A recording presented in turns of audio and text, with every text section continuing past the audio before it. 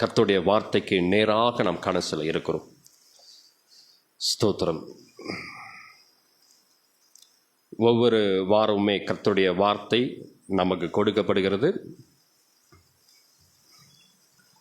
அந்த வார்த்தைகள் அநேகருக்கு பிரயோஜனமாக இருக்குதோ இல்லையோ, அழைக்கப்பட்டவர்கள் அநேகர், தெரிந்து கொள்ளப்பட்டவர்கள் சிலர் என்ற வார்த்தையின்படியாக சிலருக்கு நிச்சயமாக அது ஆசீர்வாதத்தை கொண்டு வருகிறது. அது அவங்க வாயை திறந்து சொல்லலாம் கூட மனதில் தேவனுக்கு அவங்க நன்றி பலிகளை செலுத்துகிறாங்க, துதி பலிகளை செலுத்துகிறாங்க. இந்த காலை வேளையில் கர்த்தருடைய கிருபையும் மகிமையும் நம்மை சூழ்ந்து கொண்டிருக்கிறபடினால இந்த காலை வேளையில் கர்த்தருடைய வார்த்தைக்கு நாம் கவனமாக செவி கொடுப்போம். கர்த்தர் நிச்சயமாக நம்மை ஆசீர்வதிப்பார். நம்ம ஒவ்வொரு நாளையுமே கர்த்தருக்காக நம்ம என்ன பண்ணனாக்க அதை ஒப்பு கொடுக்குறோம். ஆண்டவரே, இந்த நாளை ஆசீர்வதிங்க, இந்த நாளில் தேவ கிருபை என்னை சூழ்ந்து கொள்வதற்கு இரக்கம் செய்யுங்கன்னு சொல்லி அநேக நபர்கள் இதற்காக ஜெபிக்கிறோம். ஜெபித்து தொடங்கப்படக்கூடியதான இந்த நாட்கள் நிச்சயமாக கர்த்தருடைய சமூகத்திலிருந்து ஆசீர்வாதங்களை, ஆலோசனைகளை, தேவ திட்டங்களை கொண்டு வந்து கொடுக்கக்கூடியதாக இருக்கிறது. இந்த காலை வேளையில் எபேசியர் நிருபம் 5வது அதிகாரத்தில் 16வது வசனத்தை வாசிப்போம். எல்லாருக்கும் தெரிந்த வசனம், இதுல எந்த விதமான இது கிடையாது, எல்லாருக்கும் தெரிந்த. பொல்லாதவைகளானதால் நீங்கள் வாழக்கூடியதான இந்த நாட்கள் பொல்லாதவைகள் ஆனபடினால் காலத்தை பிரயோஜனப்படுத்திக் கொள்ளுங்கள். ரொம்ப அருமையான வார்த்தை. ஒரே ஒரு வசனத்துல தேவன் நம்மோடு கூட இந்த நாளில் பேசுவதற்கு அவர் ஆயத்தமாகி கொண்டிருக்கிறார். நாட்கள் பொல்லாதவைகள் ஆனபடினால எந்த நாட்கள் பொல்லாதவைகள், நீங்களும் நானும் இந்த உலகத்துல ஜீவிக்கிறதான இந்த நாட்கள் பொல்லாதவைகள் ஆனபடினால காலத்தை பிரயோஜனப்படுத்திக் கொள்ளுங்கள். காலம் என்பது கர்த்தர் கொடுக்கக்கூடியதான அந்த வாய்ப்பை நீங்க சரியாக பயன்படுத்தி கொள்ளுங்கள் என்று சொல்லி வேத வசனம் தெளிவாக எச்சரிக்கிறது. இதனுடைய பொருள் என்னன்னு பார்த்தீங்கன்னாக்க, கர்த்தர் கிருபையாக கொடுத்திருக்கிறதான இந்த கிருபையின் நாட்களை, நம்ம வாழக்கூடியதான நாட்களை வீண் அடித்து கொண்டிருக்கிறோம், அது வீணாக மாற்றிக்கொண்டிருக்கிறோம். கர்த்தருடைய ஊழியங்களையோ கர்த்தருடைய திட்டங்களையோ தேவ சித்தத்தையோ இந்த நாட்கள்ல செய்யாதபடிக்கு, இந்த நாட்களை எப்படி பயன்படுத்த வேண்டும் என்றதான அந்த ஞானம் இல்லாதபடிக்கு என்ன பண்ணாக்க இந்த உலகத்தோடு உலகமாக மாறி நாமும் அழிந்து கொண்டிருக்கிறோம். நல்லா புரிந்து கொள்ளுங்க. அதனால தான் நாட்கள் பொல்லாதவைகள் ஆனபடினால, எந்த நாட்கள்னாக நீங்கள் வாழக்கூடியதான அந்த கொடுமையான நாட்கள் பொல்லாதவைகள் ஆனபடினால தேவன் உங்களுக்கு கொடுத்திருக்கிறதான அந்த கிருபை நாட்களை நீங்க சரியாக பயன்படுத்தி கொள்ளுங்க. எதையுமே தள்ளி போடாதீங்க. நாளைக்கு செய்கிறேன், அடுத்த வாரம் செய்கிறேன், அடுத்த வருஷம் செய்கிறேன்னு சொல்லி அந்த நாட்களை தள்ளி போடாதபடிக்கு தேவன் உங்களுக்கு கொடுத்திருக்கிறதான அந்த கிருபையின் நாட்களை சரியாக பயன்படுத்துவதற்கு தேவன் இந்த நாளில் உங்களுக்கு எச்சரிப்பாக அன்பாக சொல்லுகிறார். இதை கேட்குதான தேவ ஜனமே, இந்த நாளானது உங்களுக்கு ஒரு விசேஷித்த நாளாக இருக்கிறது.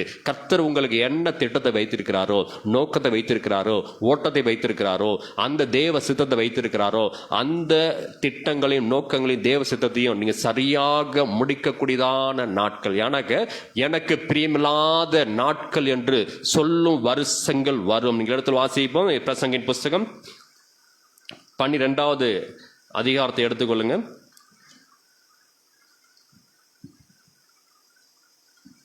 1வது வசனத்தை வாசிப்போம். நீ உன் வாலிப பிராயத்திலே உன் சிருஷ்டிகரை நினை, தீங்கு நாட்கள் வராததற்கு முன்னும் எனக்கு பிரியமானவைகள் அல்ல என்று நீ சொல்லும் வருஷங்கள் சேராததற்கு முன்னும்.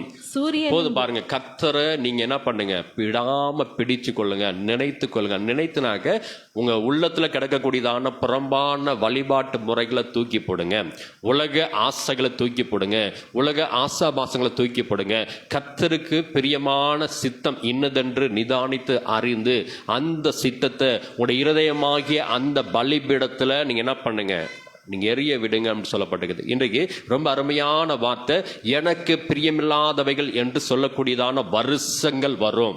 எந்த வருஷங்கள்னாக்க நம்ம விருத்தாப்பியம் அடையும் பொழுது, பலவீனம் அடையும் பொழுது, நோய்வாய்ப்படும் பொழுது, அல்லது பெரிதான வறட்சியை அல்லது மிக பெரிதான இழப்புகளை நஷ்டங்களை சந்திக்கும் பொழுது, அந்த நாட்கள், இந்த வருஷம் எனக்கு பிரியமில்லை, இந்த நாட்கள் எனக்கு பிரியமில்லை, இந்த காரியங்கள் எனக்கு பிரியமில்லைன்னு சொல்லி நீ சொல்லக்கூடியதான நாட்களை தேவன் அனுமதிப்பதற்கு வாய்ப்பு இருக்குது. என்ன காரணம்னாக்க, கர்த்தருக்கு பிரியமான காரியங்கள்ல நீங்கள் குறைவுபடும் பொழுது தேவன் சில நேரங்களில் உங்களை இமைப்பொழுது கைவிடக்கூடியதான காரியங்கள் நடைபெறுகிறது. கர்த்தருடைய வார்த்தை ரொம்ப தெளிவாக சொல்லுது, இமைப்பொழுதும் உன்னை கைவிட்டேன், ஆனால் உருக்கமான இரக்கங்களால் உன்னை சேர்த்து கொள்ளுவேன். அந்த இமைப்பொழுது தேவன் நம்மை கைவிடும் பொழுது அந்த நாட்கள் உங்களுக்கு பிரியமில்லாத நாட்களாக மாறும்.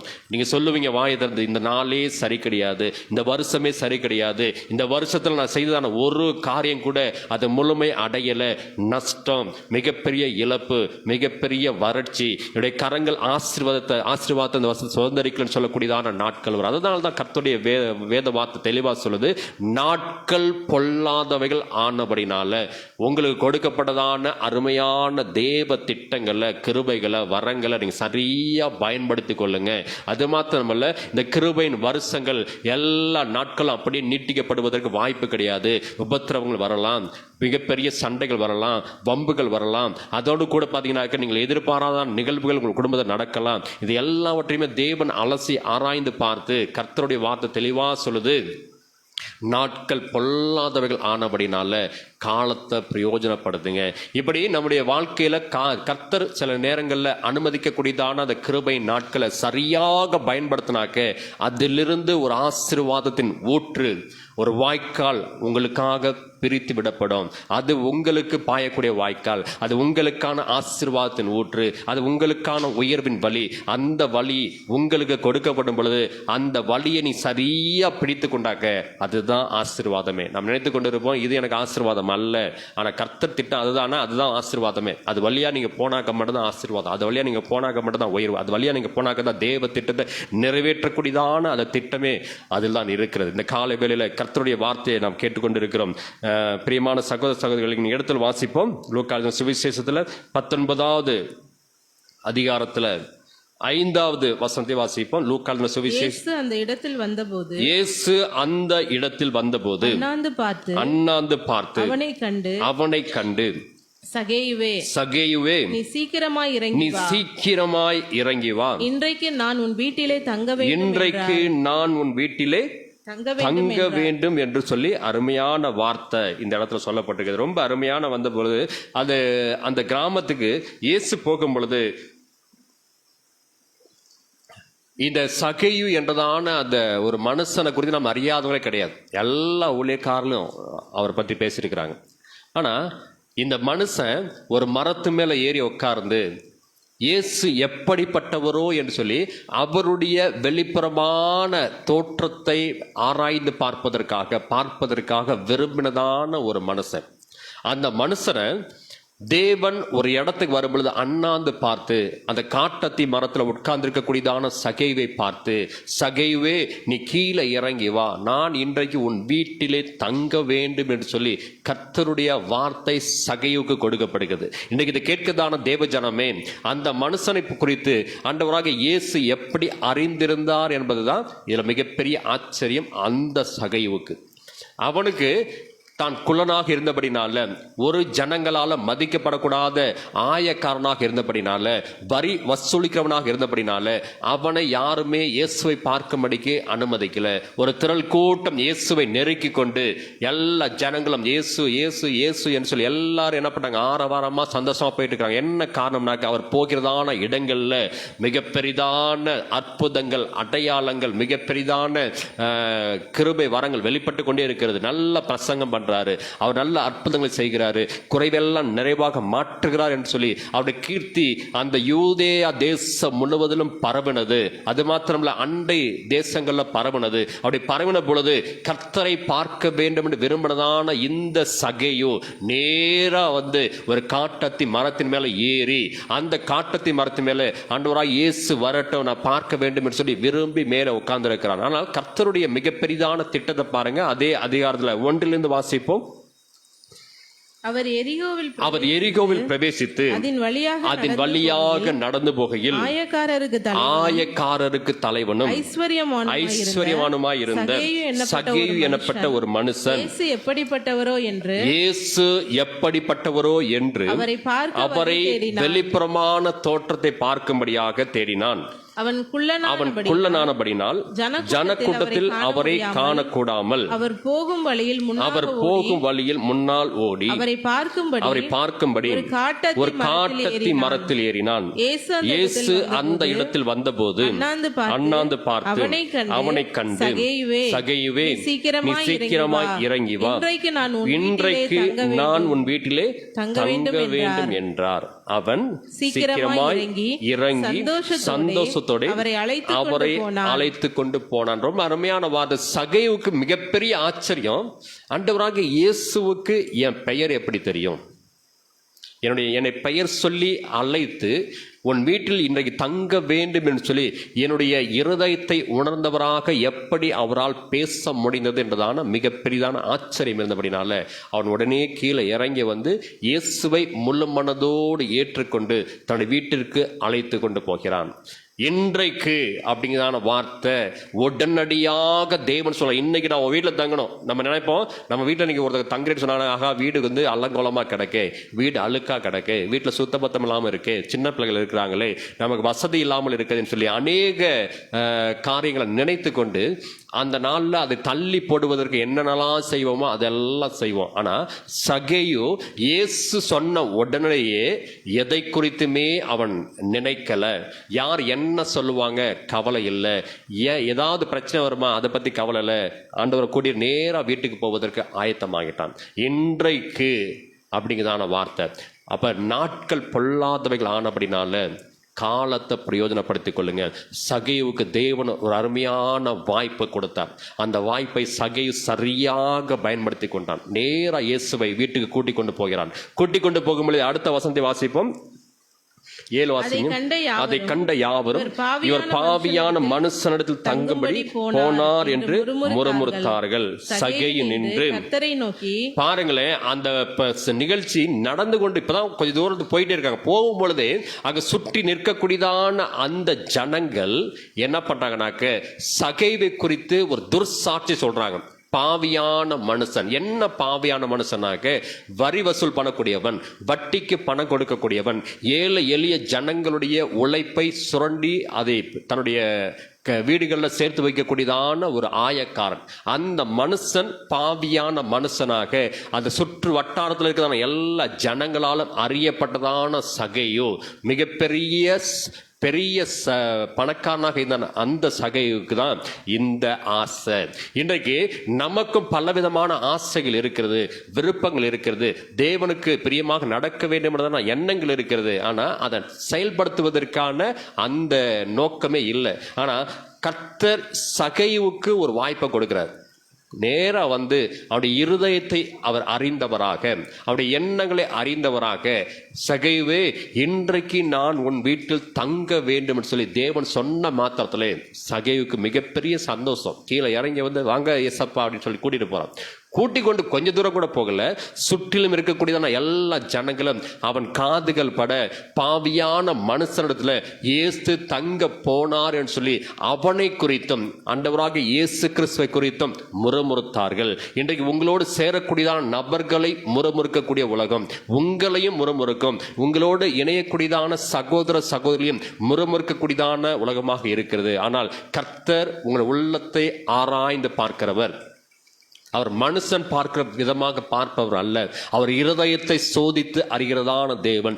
சகேயுடைய இருதயத்தை அவர் சோதித்து அறிந்து இன்றைக்கு நான் உன் வீட்டில் தங்க வேண்டும்னு சொல்லி அவனுடைய அந்த வாஞ்சைய, அவனுடைய விருப்பத்தை தேவன் அந்த நாளில் நிறைவேற்றினார். இன்னைக்கு இது கேட்கிறதான தேவ ஜனமே, உங்களுடைய எண்ணங்களை, விருப்பங்களை, திட்டங்களை தேவன் அங்கீகாரம் பண்ணியிருக்கிறார்னாக்க அந்த திட்டங்கள் நிறைவேறுவதற்கு தேவன் உடைய சரீரமாகி இந்த ஆலயத்தில் வந்து வாசம் பண்ணுவதற்கு ஆயத்தமாக இருக்கிறார். அன்றைக்கு சகையுடைய வீட்டிற்கு வந்து அவர் வாசம் பண்ணுவதற்கு ஆயத்தமான பொழுது எல்லா ஜனங்களும் முறுமுறுத்தாங்க. உங்களுடைய சரீரத்தில் தேவன் வந்து வாசம் பண்ணுவதற்கு ஆயத்தமாகும் பொழுது, உங்களை அபிஷேகத்தினால் நிரப்பும் பொழுது, ஆவிக்குரிய வரங்களினால் நிரப்பும் பொழுது மற்ற ஜனங்கள் எல்லாராலும் நீங்கள் முறுமுறுக்கப்படுவீங்க. உங்களுடைய வளர்ச்சியும் உங்களுடைய ஆவிக்குரிய மாற்றங்களும் எல்லாருடைய மனக்கண்ணில் ஒரு மிகப்பெரிதான மிஸ்டேக்காக, ஒரு தவறாக காணப்படும். இந்த பாவியான மனுஷன், இந்த பாவியான மனுஷனுடைய ஆத்மாக்குள்ள, ஆவிக்குள்ள கர்த்தருடைய ஆவியானவர் எப்படி வர முடியும்? உங்களுக்குள்ள நடந்ததான மாற்றத்தை, உங்களுக்குள்ள நடந்ததான ஆவிக்குரிய அனுபவத்தை அறியாத கண்களை, அறியாத ஜனங்கள் தன்னுடைய மாம்ச கண்களால் உங்களை பார்க்கும் பொழுது நீங்கள் பாவியை போல காணப்படுவீங்க. ஆனால் கர்த்தருடைய வார்த்தை உங்களுடைய இருதயத்தை அவர் சோதித்து பார்க்கிறதான தேவனாக இருக்கிறார். சகையினுடைய இருதயத்தை தேவன் சோதித்து பார்த்து அவனுடைய விருப்பத்தை, அவனுடைய எண்ணங்களை சீர்தூக்கி பார்த்து நல்ல மனுஷனாக மாறுவதற்கு, ரட்சிப்பின் பாத்திரமாக மாறுவதற்கு, நம்மளை போல மாறுவதற்கு இந்த சகைவுக்கு நல்ல மனம் இருக்குன்னு சொல்லி அந்த மனுஷனுடைய வீட்டில் போய் தங்குவதற்கு ஆயத்தமானார். இன்றைக்கு இது கேட்கிறதான தேவ ஜனமே, நீங்களும் பாவியாக மற்ற ஜனங்களால் நியாய தீர்க்கப்படலாம், நீங்களும் மற்ற ஜனங்களால் குற்றப்படுத்தப்படலாம், நீங்களும் மற்ற ஜனங்களால் பிரியமில்லாத மனுஷனாக நீங்கள் கண்காணிக்கப்படலாம். ஆனால் கர்த்தருடைய வார்த்தை, நீ தான் எனக்கு தேவை, நான் உன்னுடைய இருதயத்தை தங்க வேண்டும், உன்னுடைய வீட்டில் தங்க வேண்டும், உன்னோடு கூட நான் என்ன பண்ணணும், தங்கி இருக்க வேண்டும் சொல்லி ஆண்டவராகிய இயேசு கிறிஸ்து நம்மை பார்த்து சொல்கிறார். இன்றைக்கே அந்த நாள் கொடுக்கப்படுகிறது. இன்றைக்கு உன் வீட்டில் தங்குவதற்கு, உன் இருதயத்தில் தங்குவதற்கு, உன்னோடு கூட தங்குவதற்கு ஆண்டவராகிய இயேசு கிறிஸ்து ஆயத்தமாக இருக்கும் பொழுது அந்த ஆயத்தமான நாளை நாம புறக்கணித்தாக்க எவ்வளவு துர்பாக்கியசாலிகள் என்று பாருங்க. கர்த்தருடைய வார்த்தையை பாருங்க, ரொம்ப அருமையான வார்த்தை. இன்றைக்கு உன் வீட்டில் தங்குவதற்கு தேவனுடைய திட்டமானது கொடுக்கப்படுகிறது. அவரை வரவேற்பதற்கு, அவரை ஏற்றுக்கொள்வதற்கு, அவரை உபசரிப்பதற்கு, அவரோடு கூட அந்த பந்தியில் நீங்கள் வந்து போஜனம் பண்ணுவதற்கு எத்தனை நபர்கள் ஆயத்தமாக இருக்கிறீங்களோ அத்தனை நபர்களுக்கும் தேவன் இந்த நாளில் அவருடைய கிருபையை அவர் கொடுப்பதற்கு வல்லவராக இருக்கிறார். அவரை ஏற்றுக்கொண்டவர்கள் எத்தனை பேர்களோ அத்தனை பேர்களும் அவருடைய பிள்ளைகள் ஆகும்படி அவர்களுக்கு அதிகாரம் கொடுத்தார். நீங்கள் அவரை ஏற்றுக்கொண்டாலே நீ அவருடைய பிள்ளை தான், நீங்க உபசரித்தாலே அவருடைய பிள்ளை தான், அவருக்கு பிரியமா வாழ்ந்தாலே அவருடைய பிள்ளை தான். அப்ப அவருடைய நாமத்தின் மேல் விசுவாசம் உள்ளவர்களாய் அவரை ஏற்றுக்கொண்டவர்கள் எத்தனை பேர்களோ அத்தனை பேர்களும் அவருடைய பிள்ளைகள் ஆகும்படிக்கு அதிகாரத்தை கொடுத்து கொண்டிருக்கிறார். இந்த காலை வேளையில நீ அவருடைய பிள்ளை தான், நீ அவருக்கு பிரியமான ஜனம் தான், நீ அவருக்கு வேண்டியதான பிள்ளை தான். இதை இன்றைக்கு கர்த்தருடைய செவிகள் கேட்கும்படியாக உணர்த்தி கொண்டிருக்கிறார். அது மாத்திரமல்ல, இடத்துல வாசிப்போம், லூக்காவின் சுவிசேஷம் 18வது அதிகாரத்துல 10வது வாசிப்போம். இழந்து போனதை தேடவும் ரட்சிக்கவுமே மனுஷகுமாரன் வந்திருக்கிறார் என்றார். ரொம்ப அருமையான வார்த்தை. 18வது அதிகாரத்தை எடுத்துக்கொள்ளுங்கம்மா. 18 மனுஷர் ஜெபம் பண்ணும்படி தேவாலயத்துக்கு போனார்கள். ஒருவன் பரிசேயன், ஒருவன் ஆயக்காரன். பரிசேயன் என்று தேவனே நான் பரிகாரர், அநியாயக்காரர், விபச்சாரக்காரர் ஆகிய மற்ற மனுஷரை போலவும் இந்த ஆயக்காரனை போலவும். இன்றைக்கு நல்லா புரிந்து கொள்ளுங்க, நம்ம எல்லாரும் இவனை போல் நான் இல்லை, இவனை போல் நான் இல்லை, இவனை போல் நான் இல்லைன்னு சொல்லி எல்லாரும் நம்மளுடைய முன்பாக இருக்கக்கூடியதான் நபர்களை தான் அடையாளப்படுத்துறோம். நம்முடைய மாம்ச கண்களுக்கு அவங்க எல்லாம் பாவியா தெரியுறாங்க. நம்முடைய மாம்ச கண்கள் நம்ம எல்லாம் நீதிமானா நம்மளை நாமே என்ன பண்றோம், முடிவு பண்ணிடுறோம். நான் நீதிமான், என்ற நீதி தான் இருக்கு, நான் பாவம் செய்யல, என்னை போல நீதிமான் யாருமே கிடையாதுன்னு சொல்லி நம்மை உயர்வாக நினைத்து கொண்டு மற்றவர்களை என்ன பண்றோம்னாக்க தீமையாக நினைக்கக்கூடியதான நிலைக்குள்ள இருக்கிறோம். இன்றைக்கு அதே வேலையை தான் இங்க பரிசேயராகிய ஒரு மனுஷன் செய்யறான். ஆண்டவரே, நான் வந்து பரிகாரர், அநியாயக்காரர், விபச்சாரக்காரர் இவர்களைப் போல இந்த மனுஷரை போலவும் என் பக்கத்தில் நின்று ஜெபம் பண்றானே அந்த ஆயக்காரனை போலவும் நான் இராதபடினால் உம்மை ஸ்தோத்தரிக்கிறேன் அப்படிங்கிற வார்த்தை பாருங்களேன். இதுல ஒரு ஆவிக்குரிய பெருமை காணப்படுகிறது.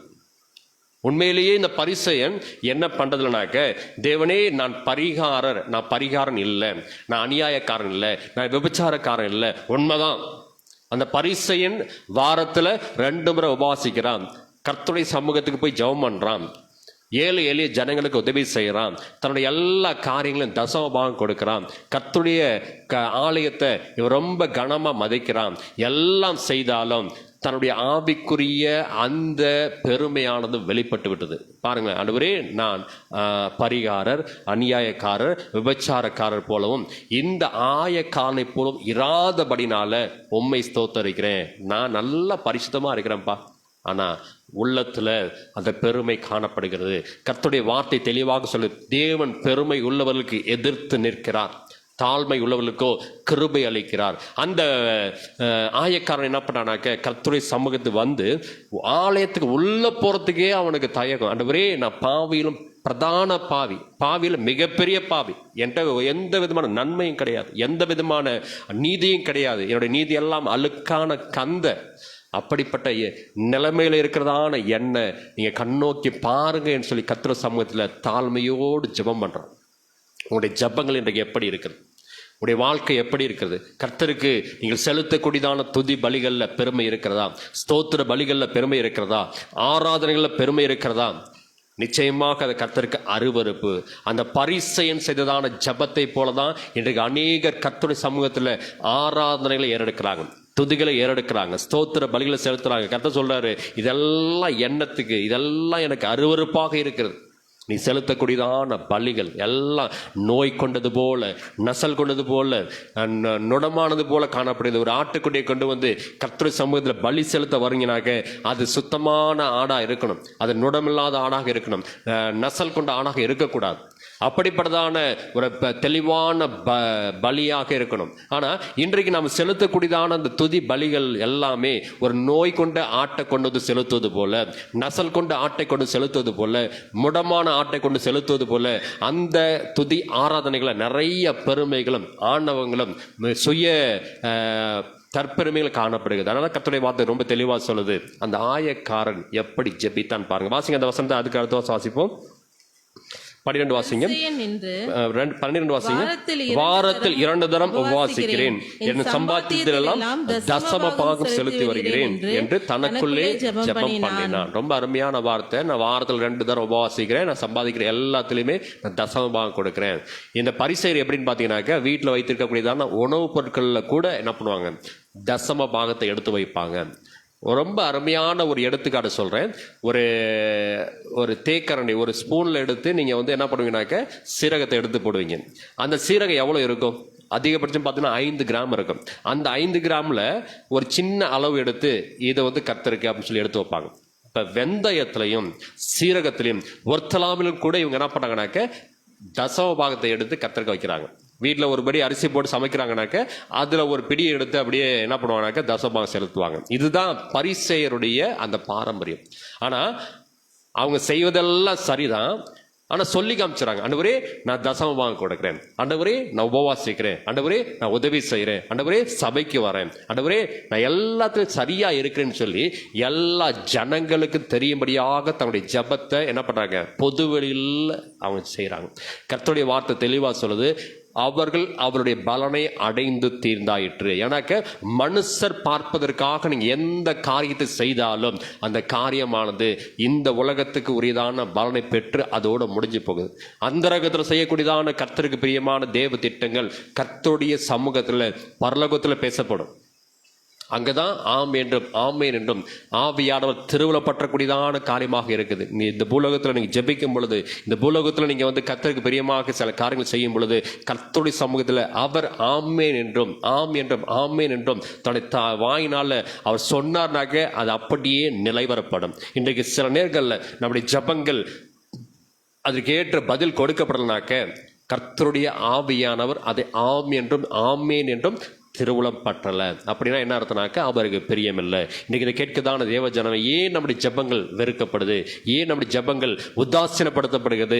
ஏன் நம்முடைய ஜெப விண்ணப்பங்கள் கர்த்தருடைய சமூகத்திலிருந்து வெறுமையாக திரும்பி வருதுனாக்க, நீங்க மாம்ச இச்சையோடு, இந்த உலகத்துக்கு ஒத்ததான பெருமையோடு, இந்த உலகத்துக்கு ஒத்ததான அந்த ஆவிக்குரிய தற்பெருமையோடு அந்த ஜெபத்தை ஏறெடுத்தாக்க, அந்த ஜெபம் கர்த்தருடைய சமூகத்திலிருந்து நிராகரிக்கப்படும், அது ஏற்றுக்கொள்ளப்படாது. அதனால தான் கர்த்தருடைய வார்த்தை தெளிவாக சொல்லுது, கர்த்தருடைய ஆவியானவர் ஆம் என்றும் ஆமீன் என்றும் திருவுளம் பற்றவில்லை என்றால் உடைய ஜெபங்கள் வீணாக போய்விட்டது என்ற அர்த்தம்.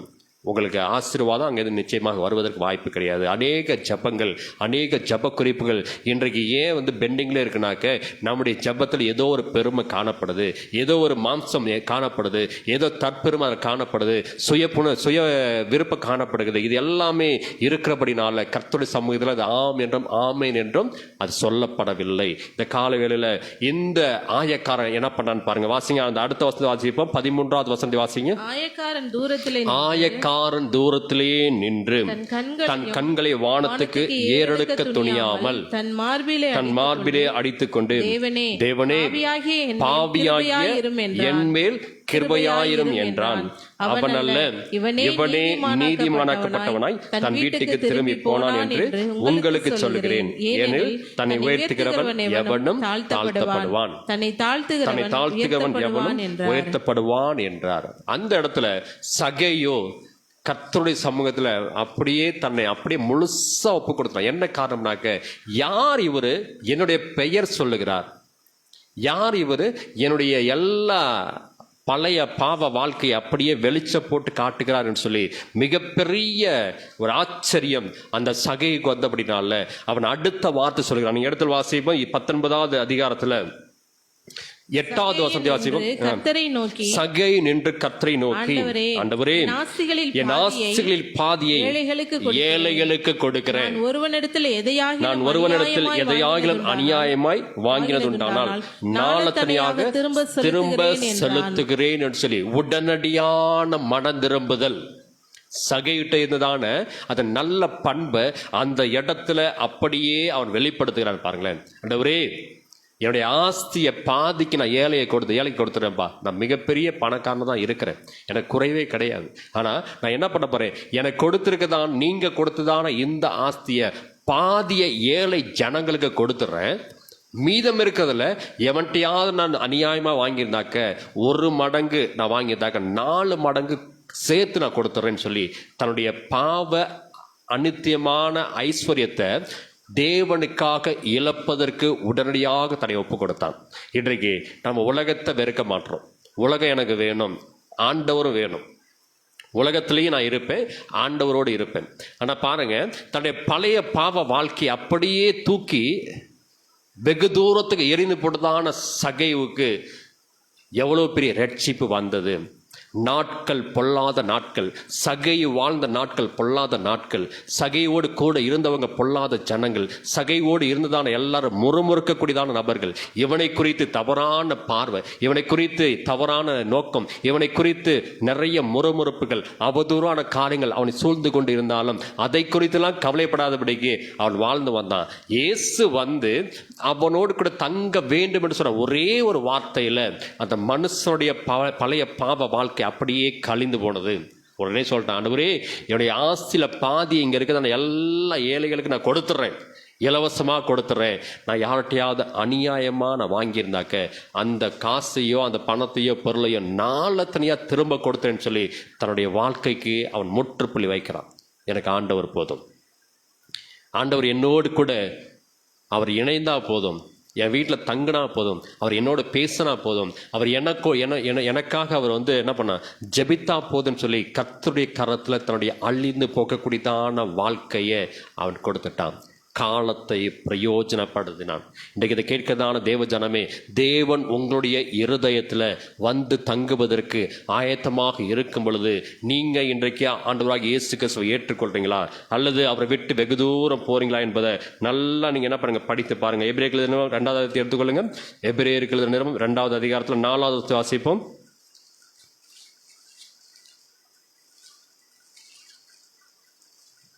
அடையாளங்களினாலும் அடையாளங்களினாலும் அற்புதங்களினாலும் அற்புதங்களினாலும் பலவித பலத்த செய்கையினாலும் பலவித பலத்த செய்கையினாலும் நம்முடைய சித்தத்தின்படி தம்முடைய சித்தத்தின்படி பகிர்ந்து பகிர்ந்து கொடுத்த பரிசுத்த ஆவியின் வரங்களினாலும் தேவன் தாமே சாட்சி கொடுத்ததுமாய் இருக்கிற இவ்வளவு ரட்சிப்பை குறித்து இவ்வளவு பெரிதான ரட்சிப்பை குறித்து நாம் நாம் கவலையற்று இருப்போமானால் தண்டனைக்கு எப்படி தப்பித்துக் கொள்ளுவோம்?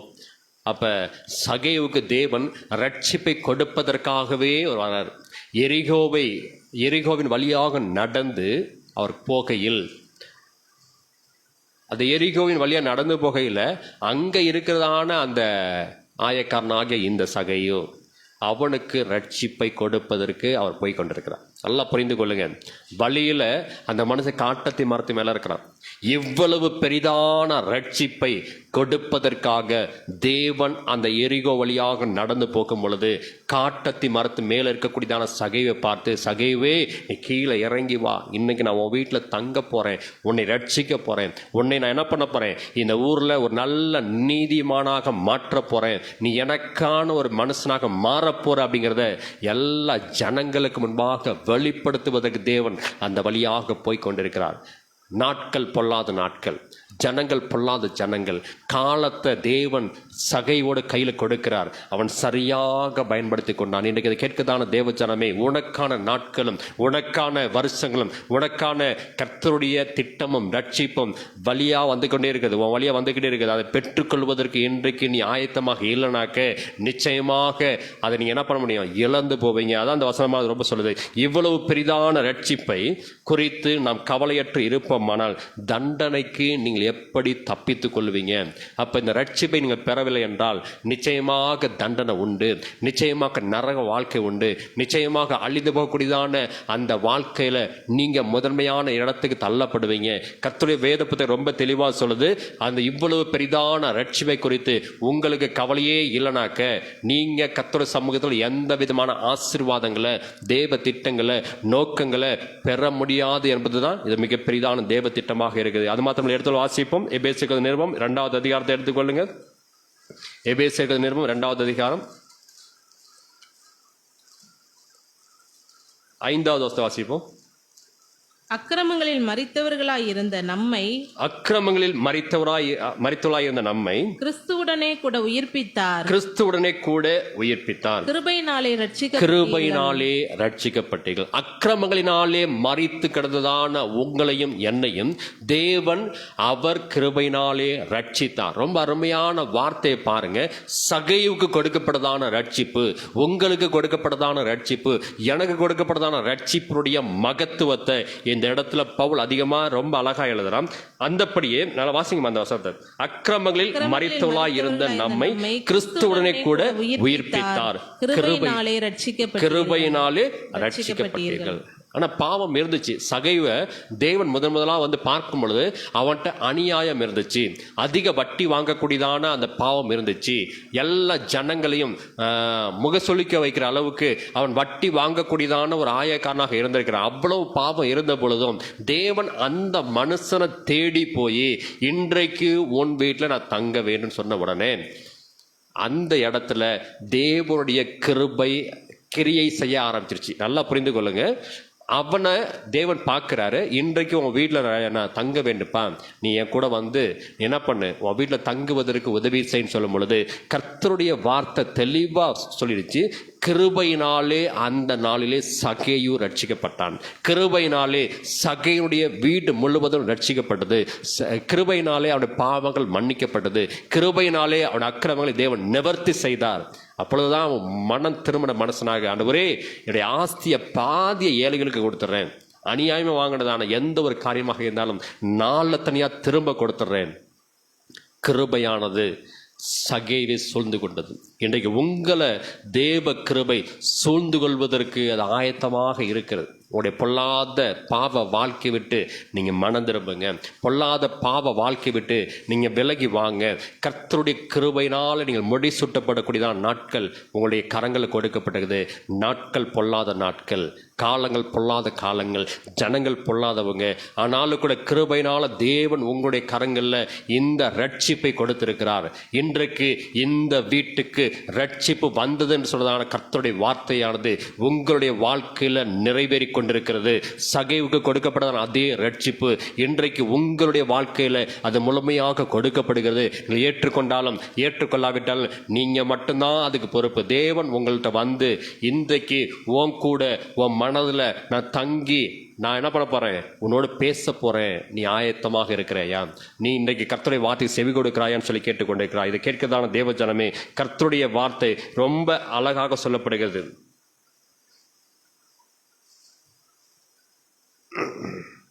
அந்த லூக்காவின் சுவிசேஷம் 23வது வாங்க, கடைசியாக ஒரே ஒரு வசனம் வாசி முடிப்போம்.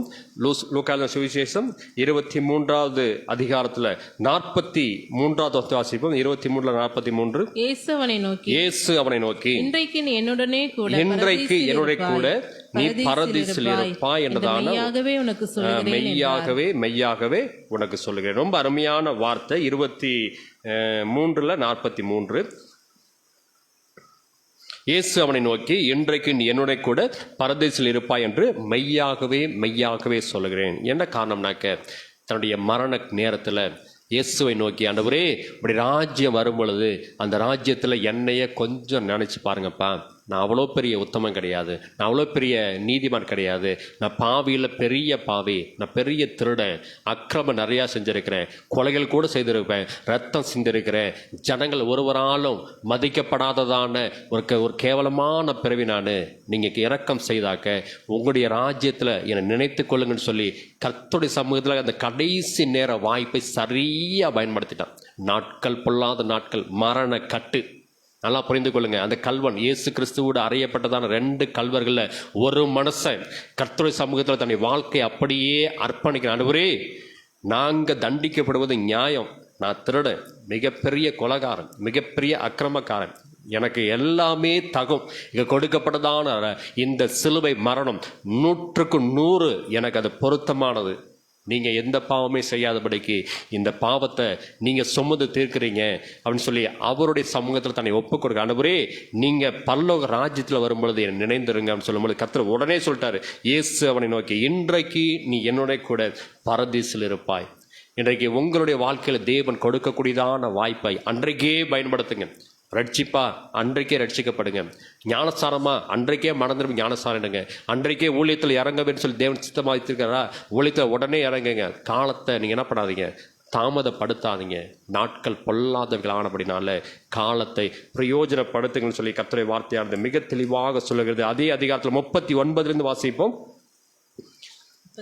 லூக்கா 23:39. அன்றியும் சிலுவையில் அறையப்பட்டிருந்த குற்றவாளியில் ஒருவன், நீ கிறிஸ்துவானால் உன்னையும் எங்களையும் ரட்சித்துக்கொள் என்று அவரை இகழ்ந்தான். மற்றவன் அவனை நோக்கி, நீ இந்த ஆக்கினைக்குட்பட்டவனாய் இருந்தும் தேவனுக்கு பயப்படுகிறது இல்லையா? நாமோ நியாயப்படி தண்டிக்கப்படுகிறோம், நாம் நடப்பித்தவைகளுக்கு தக்க பலனை அடைகிறோம். இவரோ தகாத ஒன்றையும் நடப்பிக்கவில்லையே என்று அவரை கடிந்து கொண்டு இயேசுவை நோக்கி, ஆண்டவரே, நீர் உம்முடைய ராஜ்யத்தில் வரும் பொழுது அடியேனை நினைத்தருளும் என்றான். இயேசு அவனை நோக்கி இன்றைக்கு நீ என்னுடைய கூட பரதீசில் இருப்பாய் என்று சொல்லி மெய்யாகவே உங்களுக்கு சொல்லுகிறேன். இன்றைக்கு இதை கேட்கிறதான தேவ ஜனமே, இன்றைக்கே நீங்க கர்த்தருடைய சமூகத்தில் பரதேசில் இருக்கக்கூடியதான அந்த வாய்ப்பை பெற்றுக்கொண்டிருக்கிறீங்க. இந்த நாளானது உங்களுக்கு கொடுக்கப்பட்டதான அந்த கிருபை நாட்களாக இருக்குது.